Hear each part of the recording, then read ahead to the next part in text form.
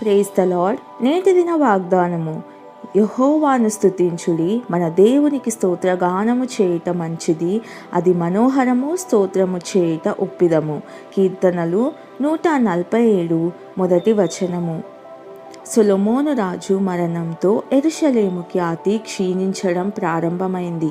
అతని కుమారుడు సింహాసనం ఎక్కాడు. అప్పటికి యెరూషలేము పతనం ప్రారంభమైంది. యెరూషలేముపై శత్రువులు దండెత్తారు. అది మరలా తిరిగి కట్టబడింది. యెరూషలేము పతన దశను గురించి నెహెమ్యా విలపించాడు. యేసు కూడా యెరూషలేమును గురించి విలపించాడు. మన గురి నూతన యెరూషలేము. పెండ్లి కుమార్తె తన భర్త కొరకు అలంకరింపబడినట్లుగా నూతన యెరూషలేము పరలోకం నుండి క్రిందకు దిగి రావడం అపోస్తలుడైన యోహాను చూశాడు. అది ఎటువంటి అద్భుత దృశ్యం! ఒకరోజు మనం కూడా అదే దృశ్యం చూస్తాం. ఆ దృశ్యాన్ని కళ్ళతో చూడటం మాత్రమే కాకుండా ఆ నూతన యెరూషలేములో జీవించబోతున్నాం.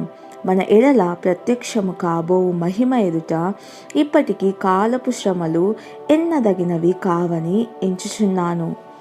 ప్రార్థన. ఎల్లప్పుడూ ప్రేమించే తండ్రి, మా కొరకు ఎంతటి అద్భుతమైన స్వాస్థ్యాన్ని ఉంచావు. యెహోవా, నాకు చేసిన ఉపకారములన్నిటికీ నేను ఆయనకేమి చెల్లించుదును?